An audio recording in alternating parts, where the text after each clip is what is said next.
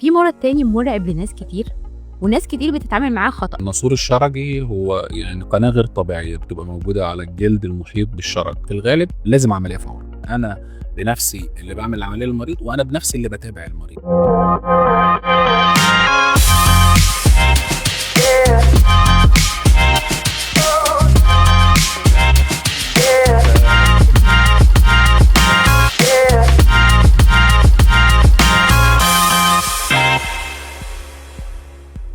طيب يا دكتور، ده بالنسبة للشرخ الشرجي. في مرض تاني مرعب لناس كتير وناس كتير بتتعامل معاه خطأ، يعني مثلا في ناس ممكن يظهر لهم خراج شرجي تمام. وينفجر وخلاص ويفتكروا ان كده خف وراح وبقوا كويسين. بعد كده بيبدأ يظهر تورم، افرازات، حاجات، بقى الموضوع بيزيد. صحيح. ايه هو بقى الناسور الشرجي وليه مرعب كده يعني، وايه اللي بيخلينا نوصل لمرحلة الناسور الشرجي؟ طيب الناسور الشرجي هو يعني قناة غير طبيعية بتبقى موجودة على الجلد المحيط بالشرج.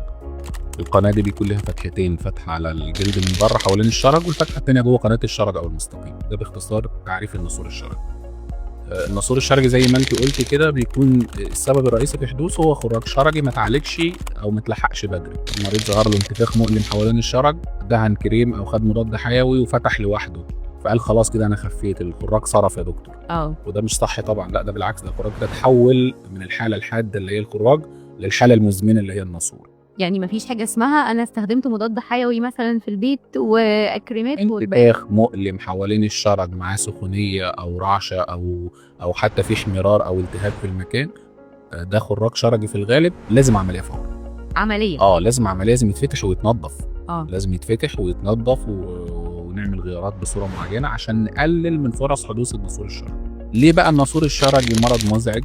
لان دايما الناسور الشرجي مشكلته ان هو مرتبط بحاجه مهمه جدا وهي عضلات الشرج، العضلات اللي بتتحكم في عمليه الاخراج. فالناسور المريض يقول لا انا مش هعمل العمليه لان لو عملت العمليه هيحصل لي سلس براز، مش هعرف اتحكم في الحمام. طيب انا عايزه اقف عند كلمه عمليه، ما احنا بنخاف برضو من كلمه عمليه دي. عمليه الناسور الشرجي دي بتبقى عباره عن ايه؟ واحنا بتبقى هي اول خطوه في العلاج؟ يعني مثلا اي حد عنده ناسور شرجي لازم عمليه؟ الناسور الشرجي ملوش علاج دوائي، يعني اي مضاد حيوي اي كريم موجع انا باخده مجرد انا بقلل الاعراض، بقلل الافرازات شويه، بقلل الالتهاب اللي بيحصل، لكن هو لازم ليه عمليه. والناسور الشرجي كل ما عملت عمليته بدري كل ما كانت خيارات العلاج او طريقه العمليه عندي كانت سهله. بدري ده اللي هو في خلال قد ايه؟ يعني وقت ما يتشخص او وقت ما احس بالاعراض، افرازات، الم، الخراج كان ظاهر حوالين الشرج وفتح ونزل افرازات، لازم اكشف فورا وتشخصت ان انا ناسور شرجي، اعمل العمليه بالتقنيه اللي الدكتور يحددها. ايه التقنيه؟ يعني الناسور الشرجي ليه اكتر من طريقه في علاجه، واختيار طريقه علاج الناسور الشرجي بتعتمد على اكتر من حاجه، اهمهم حجم الناسور، علاقه الناسور بعضلات الشرج، درجه الناسور. فاحنا قبل ما بناخد قرار عمليه او اختيار طريقه العلاج المناسبه للناسور، احنا الاول بنفحص المريض فحص سريري، بنعمل له سونار شرجي عن طريق جهاز البروكتوستيشن علشان نحدد حجم الناسور ونوع الناسور وعلاقته بعضلات الشرج. ممكن نعمل لبعض الحالات اشعه رنين مغناطيسي بالصبغه علشان برضو يدينا صوره عن حجم الناسور او علاقته بعضلات الشرج او درجته. دي الحالات اللي هي المتطوره بقى. الناسور الشرجي في ممكن من حالات الناسور المرتجع ان هو عمل عمليه قبل كده وما خفش، بعض حالات الناسور اللي هي ما بتبقاش واضحه لينا قوي بالسونار الشرجي فبنعمل له اشعه رنين مغناطيسي بالصبغه. بعد ما بنعمل الحاجات دي كلها خلاص احنا حددنا نوع الناسور ودرجته، بنختار طريقه العلاج. انا اسف، في سؤال هنا، قلت لي انه ممكن يكون عمل عمليه وما خفش، فما هنا الناس هتخاف تيجي تتعالج او تعمل، وهتقول لك انا كده برضه يكون ان العمليه اللي هو عملها قبل كده ما نجحتش، ان المشكله في العمليه، لا المشكله مش في العمليه، المشكله ممكن تبقى في اختيار طريقه العلاج، طريقه العلاج، العمليه نفسها طبعا. مثلا حاله مثلا عمل او عنده ناسور متشعب، ناسور شدوة حصان، صمم او الدكتور اختار له طريقه العلاج بالليزر، ده في الغالب ما بتنجحش، الليزر مش هينفع معاك، لا ممكن الليزر ينفع في مرحله من مراحل العلاج. تمام. فزي ما قلت لك احنا الخطوه الاولى اللي بتزود من فرص نجاح عمليات الناسور هي اختيار طريقه العلاج المناسبه لنوع الناسور، سواء كان جراحه متقدمه اللي بحافظ بيها او فيها على عضلات الشرج ما سببش اي ضرر لعضلات الشرج. تمام. جراحه متقدمه استخدم ليزر. تمام. استخدم فافت او منظار بقدر احدد بيه مسار الناسور اثناء العمليه.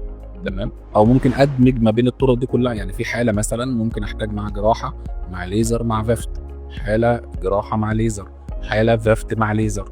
تمام، وكل ما شخصت الناسور بدري كل هو ايه ما كان درجاته اصلا؟ يعني هو كام درجه؟ الناسور في من 4 ل 5 درجات. تمام، ده بيتحدد عن طريق اشعه الرنين المغناطيسي. تمام، احنا زي ما قلت لك بنحدد درجه الناسور ونوع الناسور، وكل ما كان التشخيص بدري كل ما كانت طرق العلاج المتاحه للمريض كتير وسهله جدا وبسيطه. هسألك سؤال نفسي شويه يا دكتور، ليه الناس بتأجل الكشف والعلاج في حاله الناسور الشرجي؟ يعني هو حاجه مؤلمه، انا قاعده متألمه جدا، ليه بيأجلوا؟ زي ما قلت لك الخوف، ان هو خايف يحصل له مشكله اكبر من مشكله الناسور، وهي مشكله سلس البراز.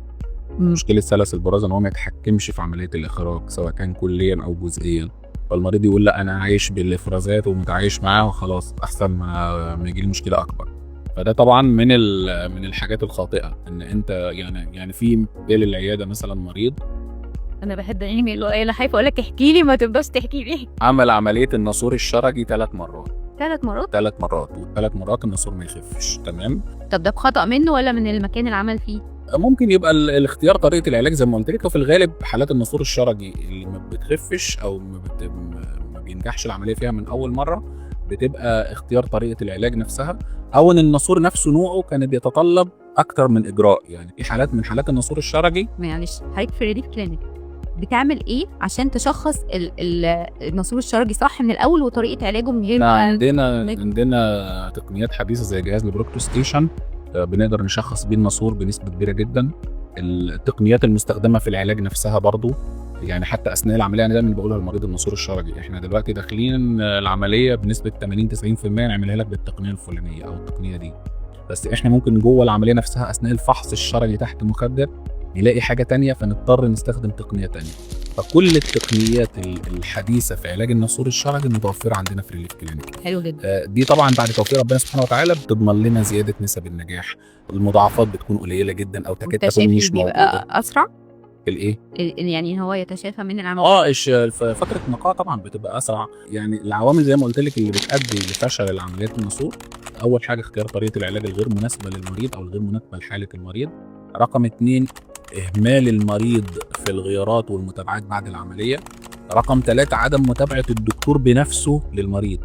يعني دي ميزه كويسه او ميزه كبيره، انا بشوفها ميزه كبيره عندنا في العياده، ان انا بنفسي اللي بعمل العمليه للمريض وانا بنفسي اللي بتابع المريض. ده حلو جدا. فبالتالي ما بيحصل طبعا لان احنا اللي يتابع سواء متابعه في العياده او متابعه تليفونيه او اي مشكله تظهر بنقدر نلحقها ونعالجها بدري، فان شاء الله بامر الله نسب النجاح بتكون عاليه. طيب كملي حكايه اللي هو عمل العمليه 4 مرات علشان ندخل على هو عمل عمليه ناسور شرجي 3 مرات ومخفش، فقعد بالناسور 15 سنه من غير اي عمليات تاني. 15 سنه؟ ما قال خلاص انا ما خفتش ومش هخف. راح لبعض الاطباء قالوا له لا انت تعايش بالموضوع، انت عندك الناسور كبير وهيحصل ضرر كبير لو تدخلنا في حالتك. انا مكسل اعالجك. لا هو مش حكايه مكسل يعالجه، هو طبعا يعني ايه، يعني بعد توفيق ربنا هي بتبقى خبرات بتتراكم من كتر الشغل او على مدار السنين عند الدكتور، فبتخليه ان هو يعني ممكن يخاف من قرار العمليه او ان هو يغامر وياخد قرار العمليه. تمام، طبعا المغامره لازم تكون مغامره محسوبه، ما ينفعش ان انا ادخل اعالج مشكله وادخل المريض في مشكله ثانيه، دي حاجه ممنوعه بالنسبه لنا تماما. فانا قلت له لا انت طبعا انت مشكلتك عندك الناسور كبير ومشكله كبيره واهمالك ليه 15 سنه زود المشكله اكتر واكتر، لكن انت ليك علاج. واتعملت العمليه الحمد لله في مرحله التعافي دلوقتي وربنا يكملها على خير ان شاء الله. طب الحمد لله.